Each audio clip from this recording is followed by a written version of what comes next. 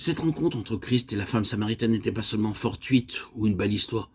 Non, il y a un principe dans cette rencontre. D'une part, il y a celui qui a de l'eau à donner et que le monde ne connaît pas, et d'autre part, une femme assoiffée. Dieu met celui qui a un besoin en relation avec celui qui peut le satisfaire, c'est une loi.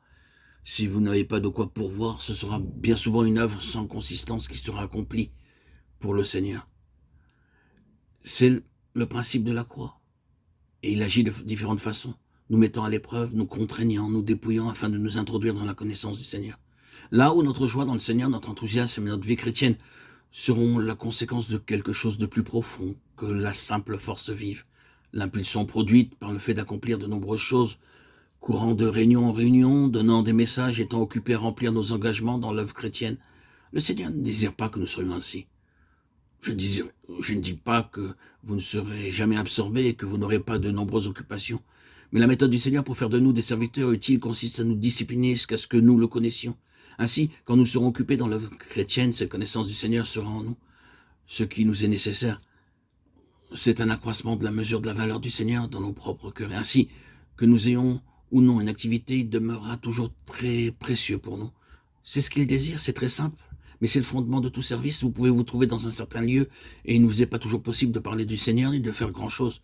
Mais si le Seigneur est précieux pour vous, il y aura un service pour lui. Il possède en vous un vase disponible pour tout ce qu'il désire. Je pense que le Seigneur ne nous enverra pas vers les autres, nous confiant des responsabilités tant qu'il ne sera pas devenu précieux pour nous là où nous sommes. Et cela même si beaucoup de choses que nous aimons nous sont retirées.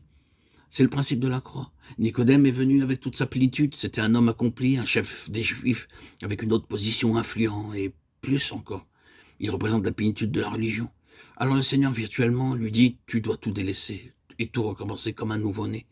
Tu es préoccupé par le royaume des cieux, mais tu ne peux rien apporter de tout ce que tu es dans ce royaume. » Au jeune homme riche, il lui dit « Tu ne peux pas introduire tes richesses dans ce domaine. Tu peux avoir beaucoup de richesses naturelles, intellectuelles, matérielles, être influent, avoir une bonne position sociale. Mais rien de tout cela ne te permet d'avoir une position dans le royaume des cieux. Le plus riche, le plus comblé des hommes, le plus grand dans ce monde ne bénéficie pas pour autant d'un regard plus favorable de la part du Seigneur que le plus pauvre et le plus faible. Tous sont sur le même plan. Vous devez naître de nouveau. Vous devez commencer à zéro dans cette question du royaume des cieux. Le royaume ne consiste pas dans le manger, le boire. C'est une question de mesure spirituelle. Et vous commencez dans ce domaine de la mesure spirituelle en naissant de l'esprit. La nouvelle vie est entièrement spirituelle. Dès le tout premier souffle de vie, c'est une chose qui était inconnue auparavant, quelque chose de nouveau. La mesure spirituelle, c'est connaître le Seigneur et c'est tout.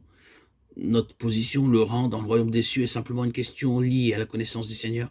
Et si nous parvenons à une plus haute position, ce ne sera pas à cause de certaines préférences, mais par l'accroissement de notre mesure spirituelle.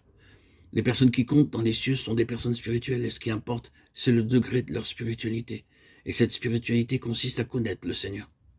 Nous pouvons être assurés que le Seigneur lui-même s'évertuera à nous introduire dans la connaissance de sa personne. C'est la seule chose qui est réellement de l'importance.